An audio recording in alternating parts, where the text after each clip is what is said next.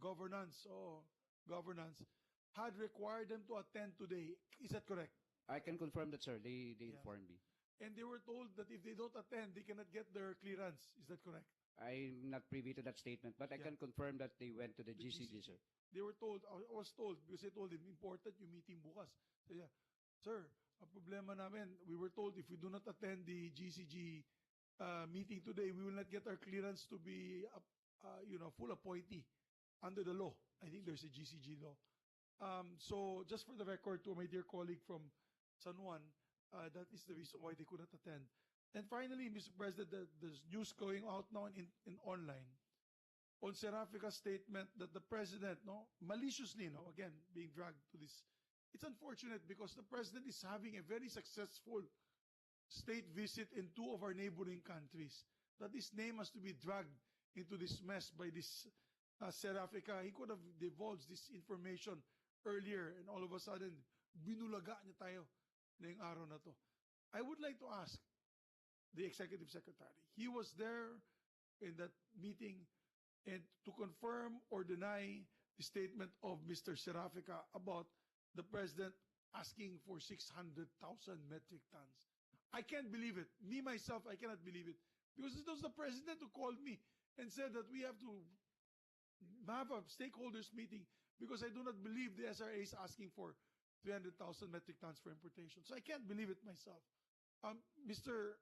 ES, could you confirm or deny what Serafica is saying? For the record, for the media to hear the answer.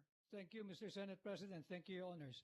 I categorically deny that there was an instruction from the President to even consider or to import 600,000 metric tons of sugar for SO4. Wala hong ganong pronouncement or wala hong ganong kautusan ang Pangulo. Ulitin ko ho, kaya po nandoon kami nahinto sa import plan, gusto ho niyang makita tama ba na 300,000 metric tons ang ating i-import.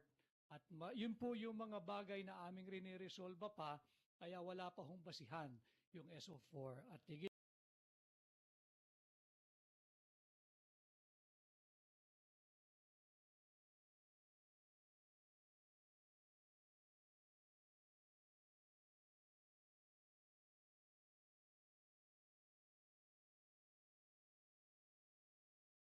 sa lahat, wala.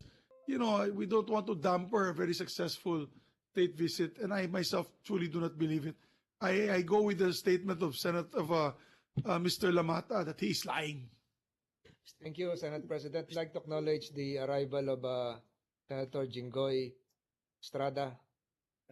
Senator De La Rosa, you have a query? Yeah, Mr. Chairman.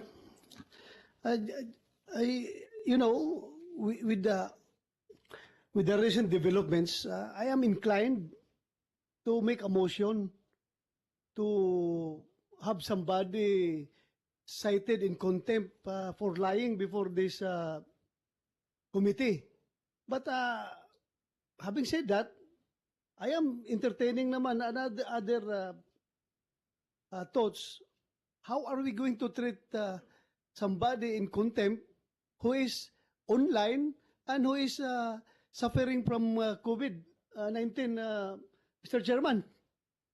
So, I am in a quandary as to mag-motion ako or hindi because naawa rin ako dahil COVID positive yung tao nandun ngayon sa bahay niya.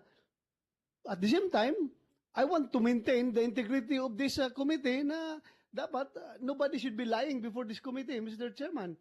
So, I am asking for some administrative advice from our chairman how to deal with this.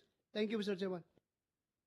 De La Rosa, if you're relying on Section 18 of Resolution 145, let me refresh your memory that a contempt of this committee shall be deemed a contempt of the Senate, and such witness may be ordered by the committee to be detained in such place as it may designate under the custody of the sergeant at arms. So we leave that to the compassionate mode of the good senator.